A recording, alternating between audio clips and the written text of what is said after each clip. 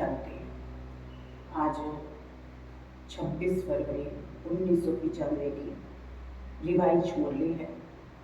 आज तारीख है 9 जुलाई 2023। 1995 में अव्यक्त बाप दादा जो होमवर्क हमको देकर के गए, आज भी वो होमवर्क अभी हम प्रैक्टिकल में नहीं लाए हैं। इसलिए रिवाइज कोर्स है।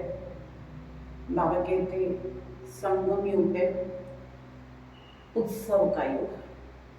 और बाबा कहते ब्राह्मण जीवन का श्वास भी है उमंग उत्साह। अगर उमंग उत्साह चला जाए तो बाबा कहते ब्राह्मण जीवन ही खत्म हो जाए।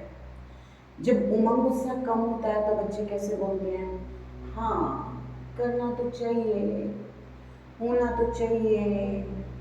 तो बाबा कहते तो बहुत लगाते हैं, करना चाहिए वाह वाह, लेकिन करते हैं वाई वाई, यानी क्यों क्यों क्यों।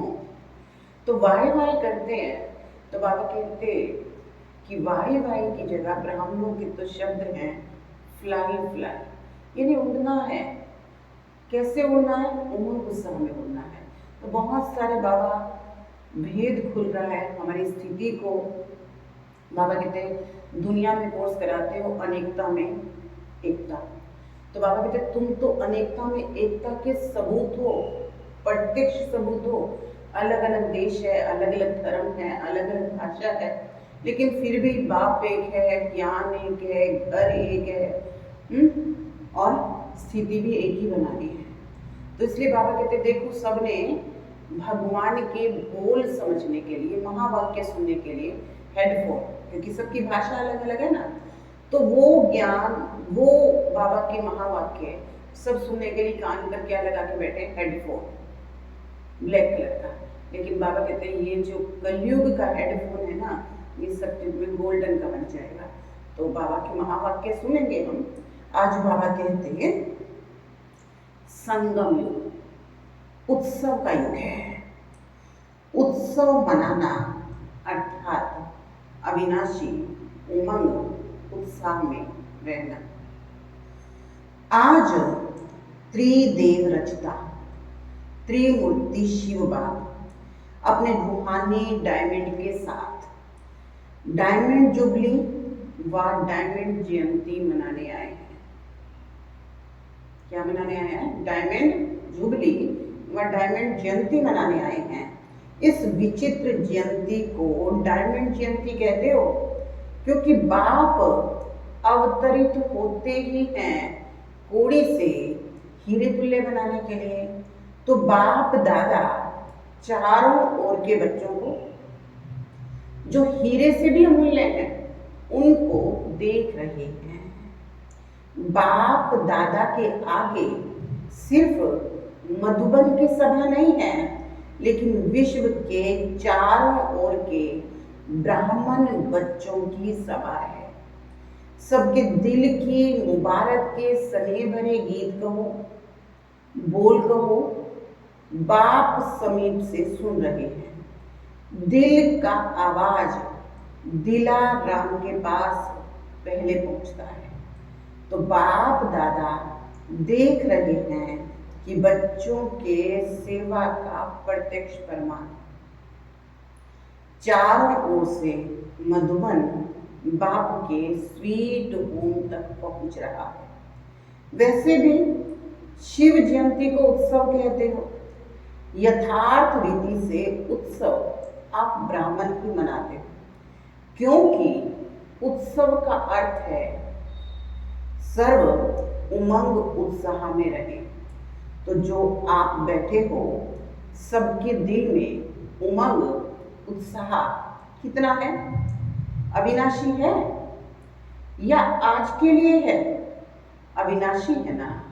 इसलिए बाप दादा इस श्रेष्ठ संगम युग को उत्सव का युग कहते हैं। हर दिन आपके लिए उत्साह संपन्न है, हर दिन उत्सव है। जो गायन है, आप लोग टॉपिक रखते हो अनेकता में एकता, तो प्रैक्टिकल में अनेक देश, अनेक भाषाएं, अनेक रूप रंग, लेकिन अनेकता में भी सबके दिल में एकता है। क्योंकि एक बात है, चाहे अमेरिका से आए हो, चाहे अफ्रीका से आए हो, लेकिन दिल में एक बात है। एक श्रीमत पर चलने वाले हो तो बाप दादा को अच्छा लगता है कि अनेक भाषाओं में होते हुए भी मन का मीत, मन की भाषा एक है। चाहे किसी भी भाषा वाले को काला ताज तो मिला है ना, यानी हेडफोन तो मिला है ना, अब ये काला ताज बदल कर गोल्डन हो जाएगा, लेकिन सबके मन की भाषा एक है और एक ही शब्द है, मेरा बाबा। सभी भाषा वाले बोलो मेरा बाबा। हाँ, ये तो एक है ना, चाहे कोई किसी भी भाषा का है, लेकिन सब क्या कहते हैं, मेरा बाबा। तो अनेकता में एकता है ना। तो उत्साह में रहने वाले अर्थात सदा उत्सव मनाने वाले श्रेष्ठ आत्माएं को कभी भी उत्साह कम नहीं होना चाहिए।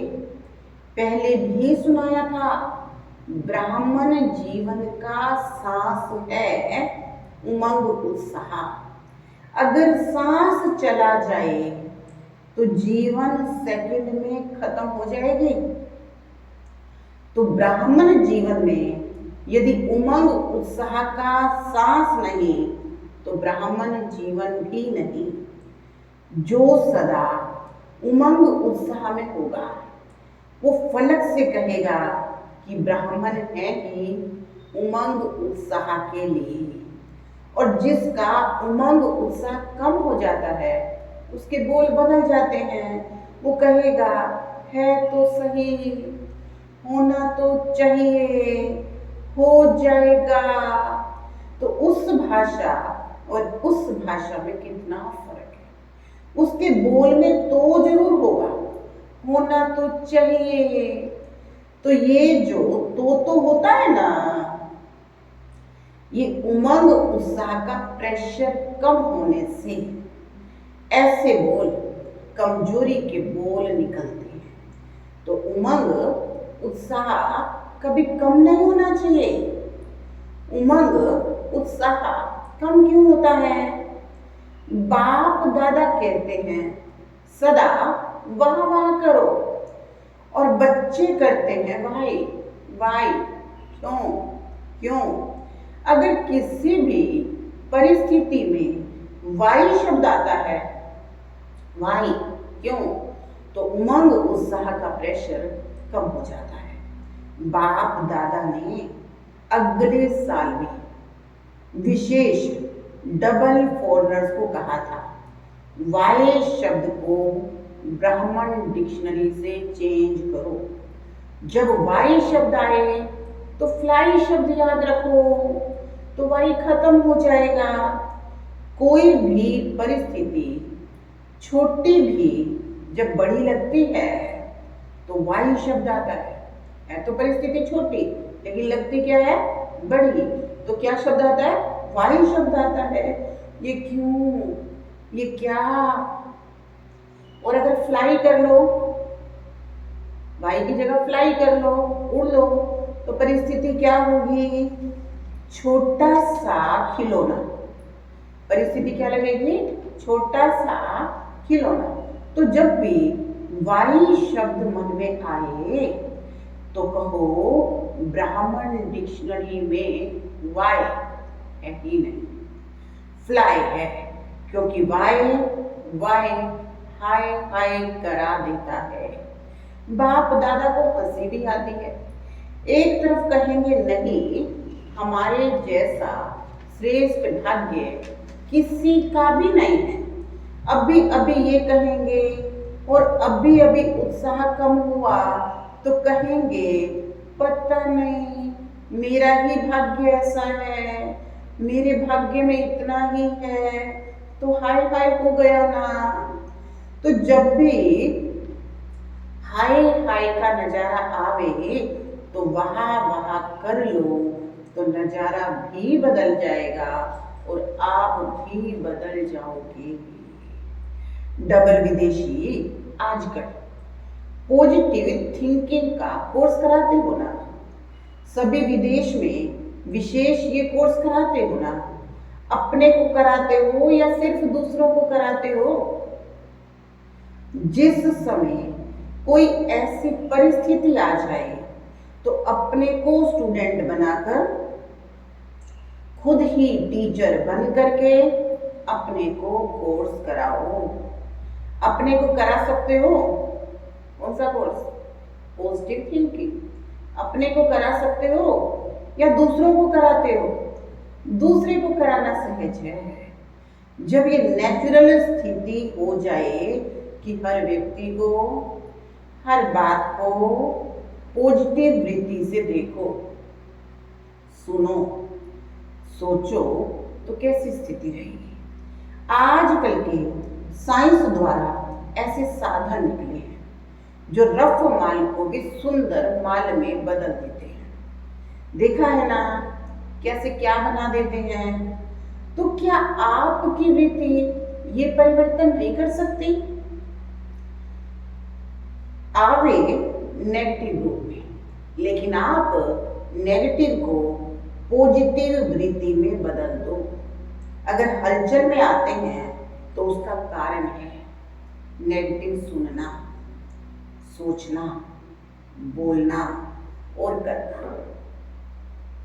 ये मॉडल बनाते हो ना, ना सोचो, ना देखो, ना बोलो, ना करो, तो साइलेंस की पावर क्या नेगेटिव को पॉजिटिव में नहीं बदल सकती?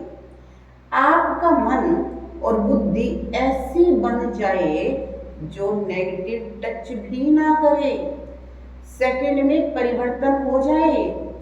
ऐसे तीव्र गति की अनुभूति कर सकते हो? मन और बुद्धि ऐसा तीव्र गति का यंत्र बन जाए, बन सकता है कि टाइम लगेगा? कि नेगेटिव बात आएगी तो कहेंगे थोड़ा सोचने तो दो, देखें तो सही क्या है, क्विक स्पीड से परिवर्तन हो जाए। जो सोचने तो दो, देखें तो सही, तो इसमें क्या हो जाएगा? उलझ जाएंगे। इसलिए बाबा कहते हैं क्विक स्पीड से परिवर्तन कर लो। इसको कहा जाता है ब्राह्मण जीवन की मौज, मजा। अगर जीना है तो मौज से जियो ना।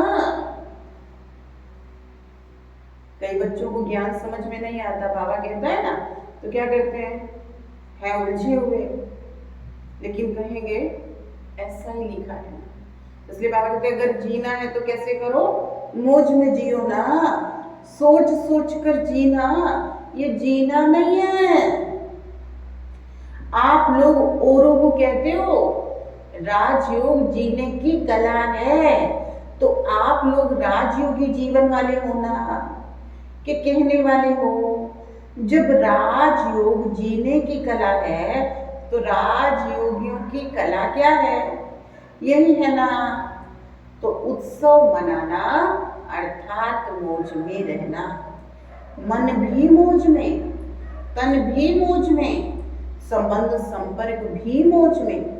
कई बच्चे कहते हैं अपने रीति से तो ठीक रहते हैं, अपनी मौज में रहते हैं, लेकिन संबंध संपर्क में मौज से रहें, ऐसा कभी कभी होता है। अपने आप तो हम मौज में रहते हैं, लेकिन जब संबंध संपर्क में आए तो सदैव मौज में रहें, ऐसा कभी कभी होता है। लेकिन संबंध संपर्क आपकी स्थिति का पेपर है। यदि स्टूडेंट कहे वैसे तो मैं पास विद ऑनर हूं, लेकिन पेपर के टाइम मार्क्स कम आते हैं, तो ऐसे को क्या कहें? तो ऐसे तो नहीं होना, फुल पास होने वाले हो, बाप दादा ने सुनाया है, जो सदा बाप के पास रहते हैं वो पास हैं। जो सदा बाप के पास रहते हैं वो पास हैं, और जो पास नहीं रहते हैं वो पास नहीं हैं। तो कहाँ रहते हो? दूर रहते हो, पास नहीं रहते हो। डबल विदेशियों को तो डबल पास रहना चाहिए ना।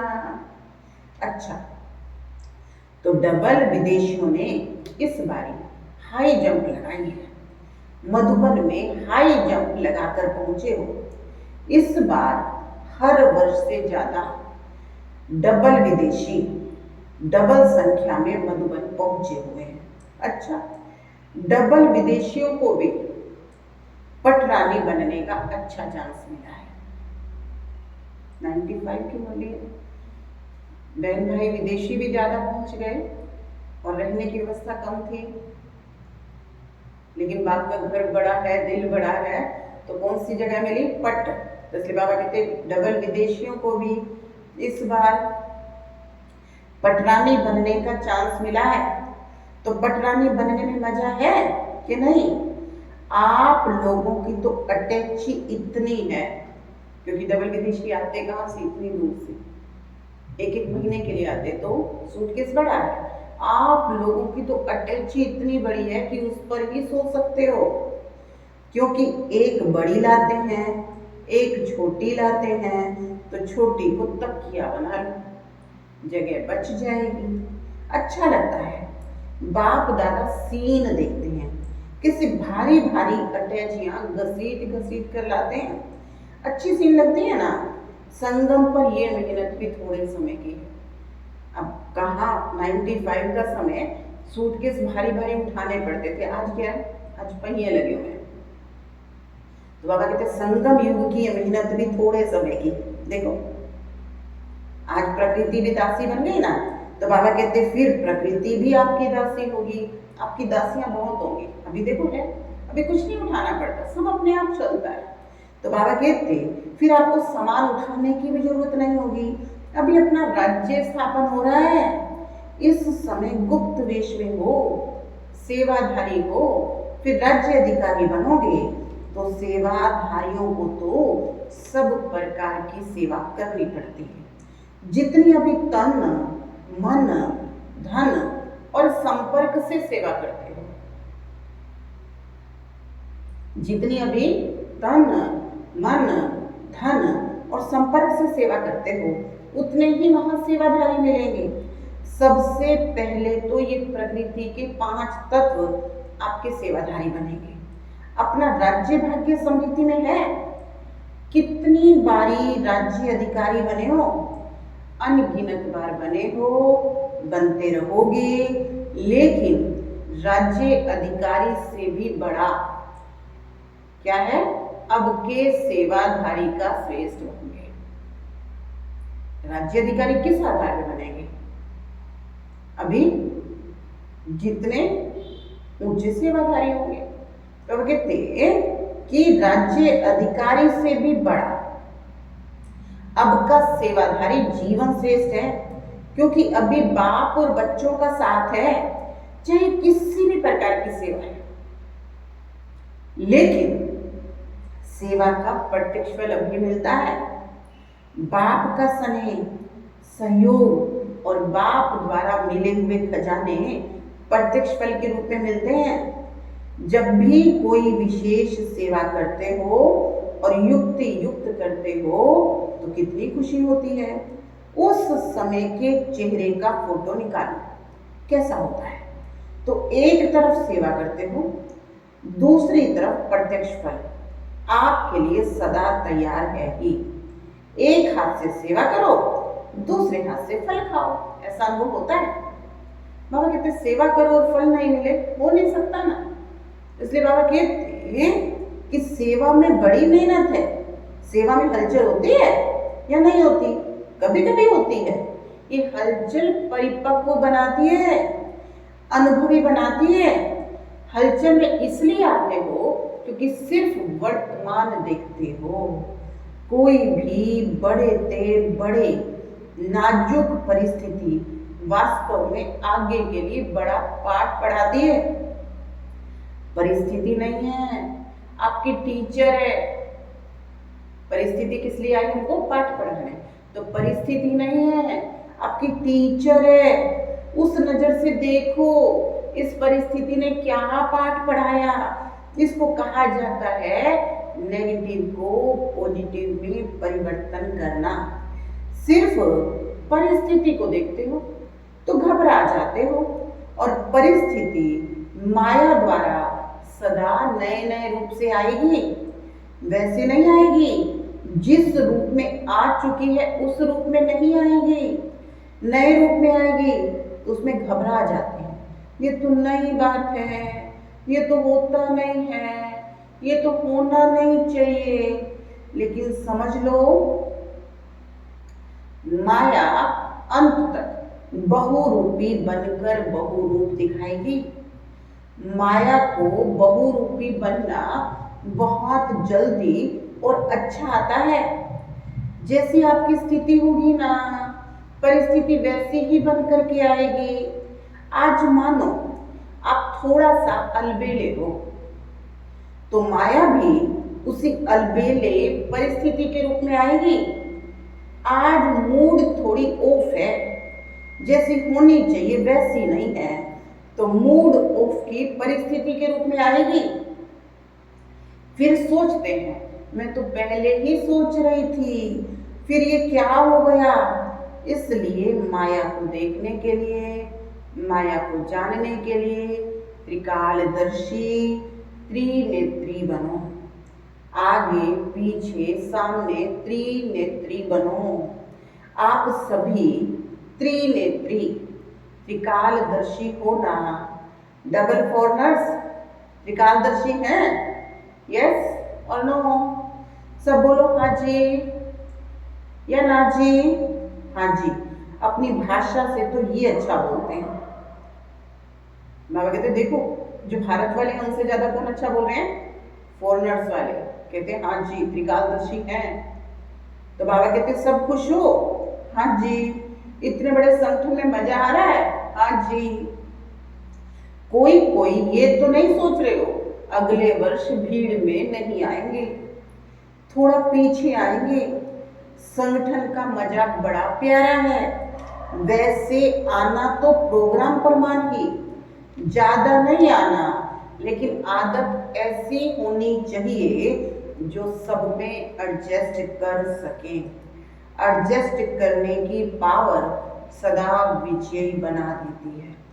ब्रह्मा बाप को देखा तो बच्चों से बच्चा बनकर एडजस्ट हो जाता, बड़े से बड़ा बनकर एडजस्ट हो जाता। चाहे बैगरी लाइफ, चाहे साधनों की लाइफ, दोनों में एडजस्ट होना और खुशी खुशी से होना। सोच कर, चाहे बैगरी लाइफ, चाहे साधनों की लाइफ, दोनों में एडजस्टमेंट होना और खुशी खुशी होना।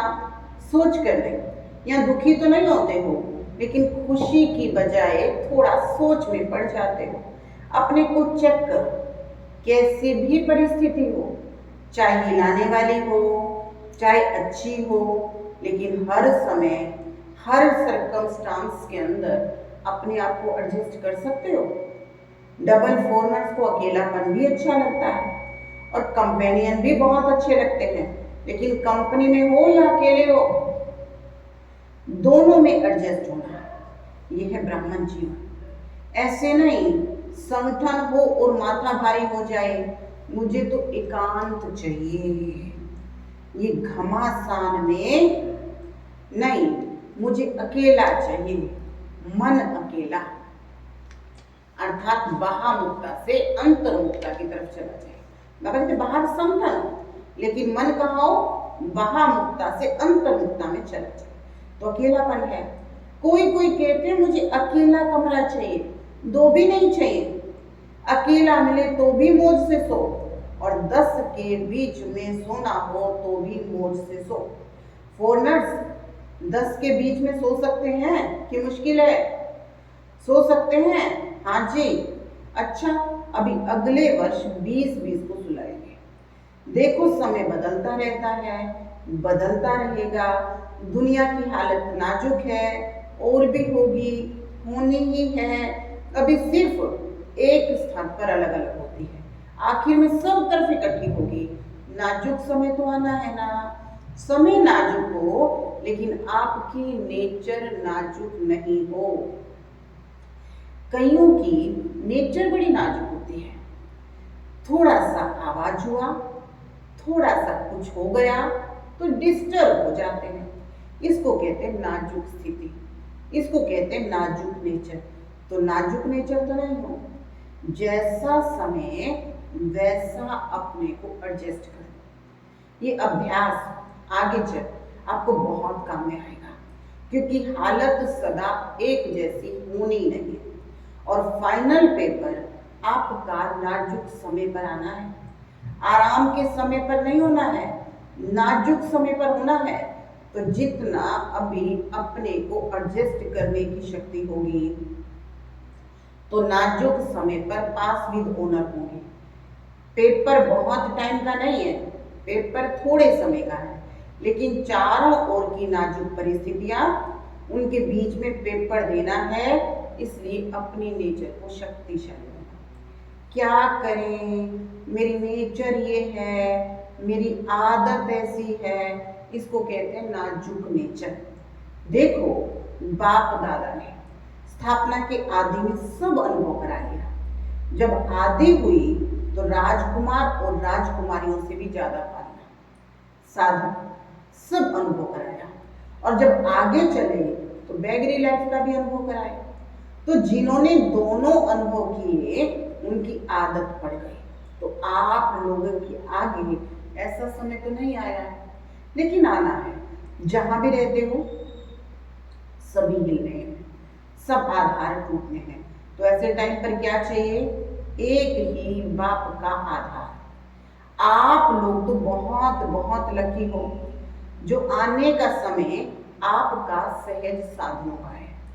सहज साधनों के साथ साथ आपका ब्राह्मण जन्म है। लेकिन साधन और साधना, साधनों को देखते साधना को नहीं भूलना, क्योंकि आखिर में साधना काम आएगी। समझा?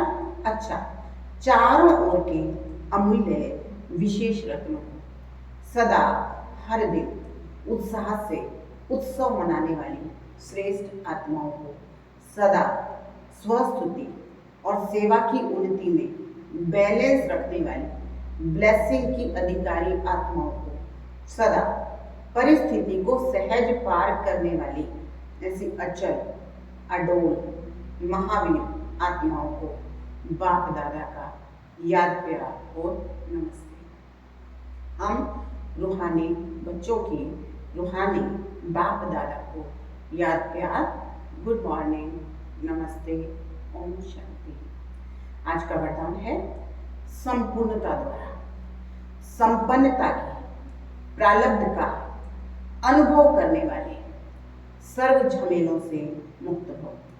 संपूर्णता द्वारा संपन्नता की प्रारब्ध का अनुभव करने वाले सर्व झमेलों से मुक्त हो। संगम युग पर सागर गंगा से अलग नहीं, गंगा सागर से अलग नहीं। इस समय नदी और सागर के समाने का मेला होता है। सागर बाप, नदी बाबा और हम जो इस मेले में रहते हैं वो सर्व झमेलों से मुक्त रहते हैं। लेकिन इस मेले का अनुभव वो कर सकते हैं जो समान बनते हैं। समान बनना अर्थात समा जाना। जो सदा सभी में समाये हुए हैं वे संपूर्णता और संपन्नता की प्रारब्ध का अनुभव करते हैं। उन्हें कोई भी अल्पकाल के प्रारब्ध की इच्छा नहीं रहती। स्लोगन है सदा एक बाप के श्रेष्ठ संग में रहो। सदा एक बाप के श्रेष्ठ संग में रहो तो होलिएस्ट और हाईएस्ट बन जाओगे। तो आज का मैं सर्व झमेलों से मुक्त बाप से मिलन मनाने वाली आत्मा। ओम शांति।